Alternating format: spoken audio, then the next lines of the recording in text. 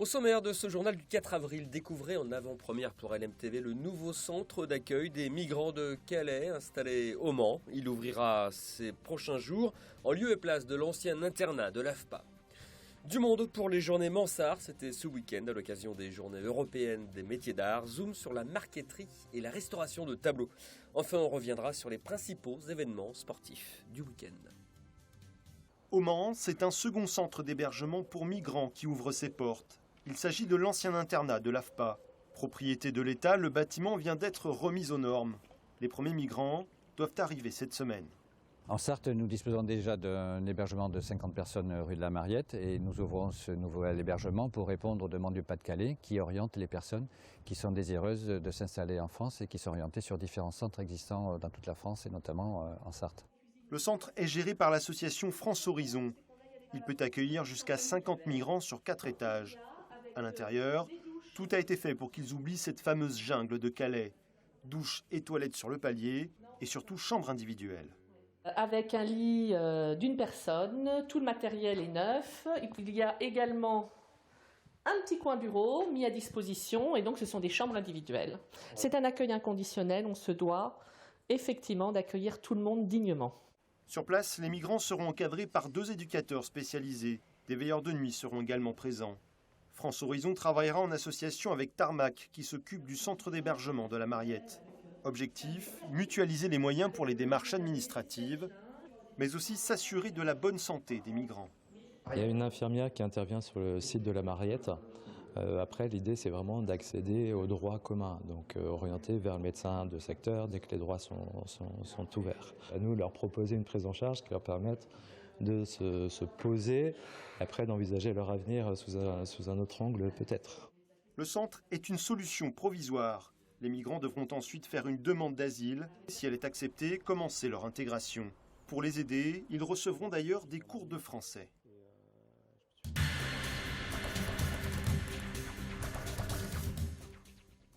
Un automobiliste est décédé ce week-end sur les routes sartoises. Sans raison déterminée, sa voiture est sortie de route après un léger virage et a percuté un poteau avant de finir sa course dans un champ. L'accident est survenu à Lomme dans la nuit de samedi à dimanche. Le conducteur âgé de 53 ans, originaire de l'Avenay, est décédé sur les lieux, ce qui porte à 7 le nombre de tués sur les routes sartoises depuis le début de l'année.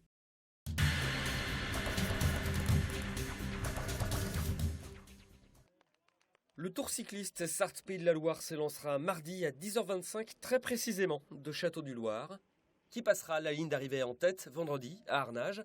Portrait de l'équipe potentiellement gagnante par l'organisateur de la course. Une équipe qui est forte individuellement et également collectivement, parce que museler un peloton de 96 coureurs avec 6 coureurs par équipe, c'est pas évident. Donc je pense que c'est une grosse équipe et Direct Énergie, je vois bien, avec Vauclair et puis Sicard, Coquard pour les arrivées, je vois une très belle équipe. LMTV vous emmène toute cette semaine au cœur de cette 64e édition. Vivez chaque jour l'arrivée en direct et retrouvez un résumé de l'étape quotidienne à 18h40, juste après l'info.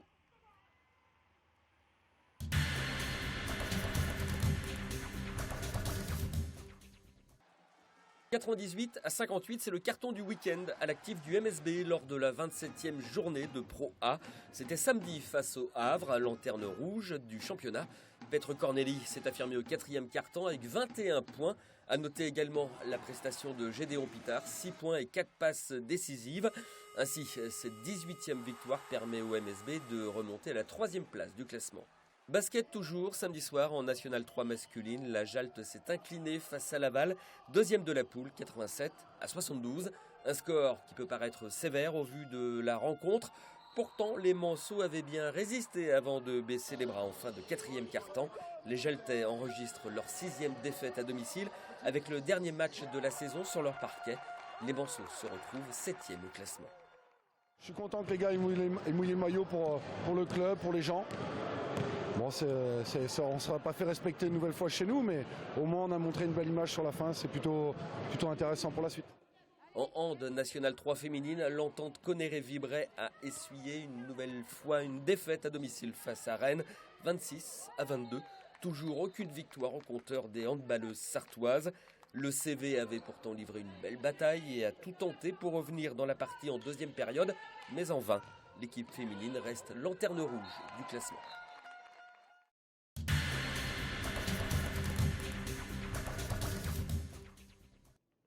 Les métiers d'art à l'honneur avec des dizaines d'artisans invités aux journées Mansart ce week-end. De la charpente à la taille de pierre en passant par l'encadrement et la restauration de tableaux.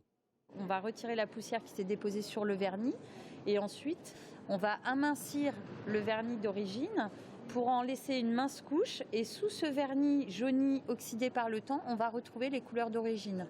Et après, on va pouvoir restaurer, venir réintégrer, reposer la couleur à l'intérieur des lacunes. Là, c'est un travail d'orfèvre sur du laiton.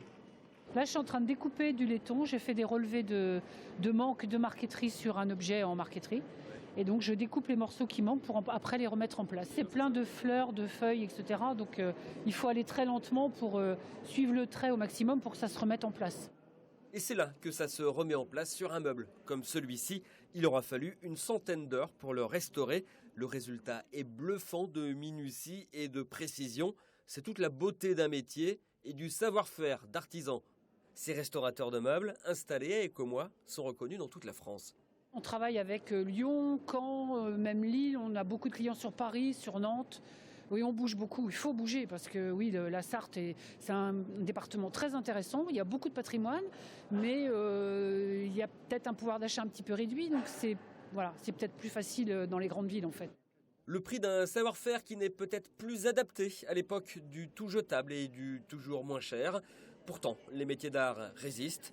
Ils n'ont jamais autant suscité l'intérêt du public. Les gens s'intéressent au savoir-faire, aux compétences. On revient un petit peu à ces sources-là, en tout cas. J'ai l'impression aussi, ouais. Ouais. Les gens s'intéressent vraiment. Aujourd'hui, c'est le cas, en tout cas. En témoigne le succès remporté à nouveau cette année par cette édition des Journées Mansart.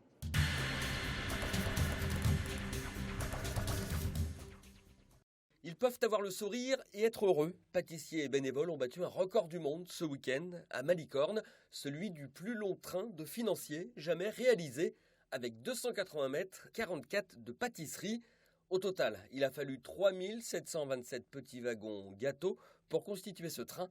Il a été réalisé par 500 enfants et 25 pâtissiers professionnels.